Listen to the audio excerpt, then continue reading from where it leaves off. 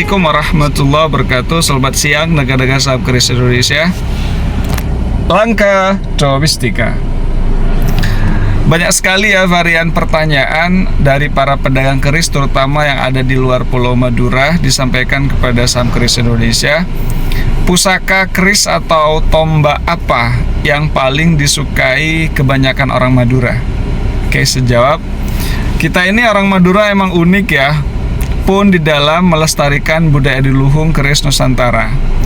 Kalau di banyak tempat atau bahkan mungkin di seluruh Indonesia, di antara para penyuka keris, tombak, dan pedang yang semuanya secara arti luas disebut pecinta atau pelestari keris,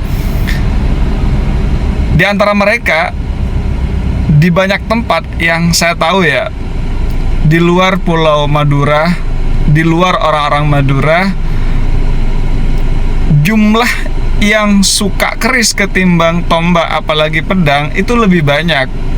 Kecuali untuk pedang mungkin di daerah tertentu yang memang ikon daerahnya pedang ya. Mereka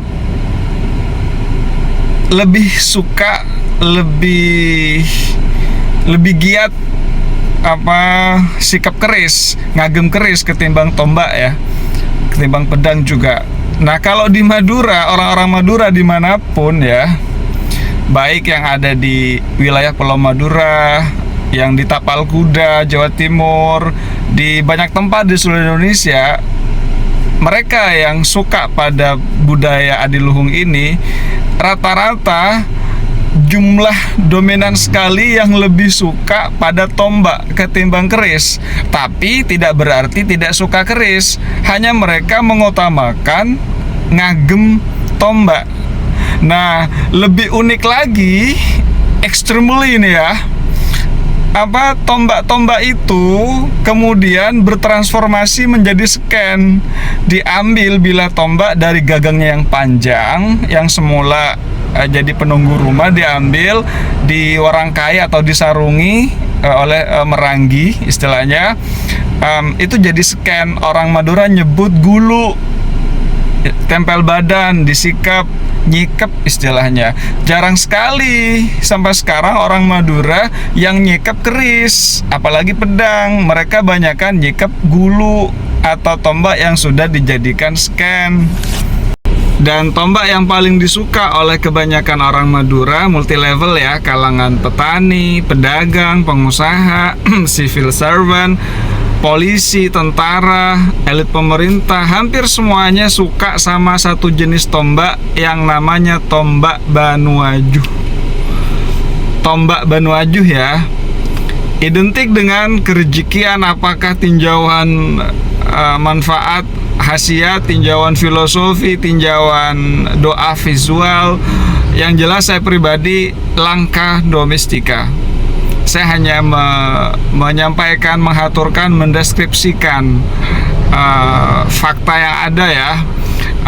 Kalau saya pribadi sekali lagi langkah domestika, dan urusan manfaat lebih ke tinjauan filosofis ya kalau saya.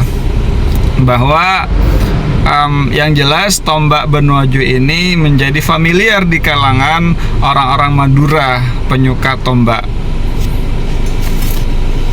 Ya, kebetulan saya baru dapat tombak Banuajuh hari kemarin ya, hari tepatnya. Ya, ini tombak Banuajuh yang super duper langka ya, naga-naga saham keris Indonesia, karena ukurannya jumbo banget, 42 cm lain paksi ya. Paksinya 19,5 cm saya ukur tadi. Ciri-ciri tombak Banuajuh seperti ini ya, naga-naga saham keris Indonesia. Bilahnya agak tebal, tidak begitu ramping, hampir menyerupai bentuk atau dapuran sigar jantung ya, tapi masih lebih lebar sigar jantung, agak ramping dikit lah ketimbang sigar jantung. dan struktur bilahnya yang terlihat khas pada Benoaju, bilah tombak Benoaju, yaitu ketebalan paling tebal di bagian tengah ya, gradasi kanan kiri sampai tipis, gradasinya samar banget ya, nggak ada garis menonjol di tengah bilah, nggak ada garis yang memisah, apalagi yang menonjol ya.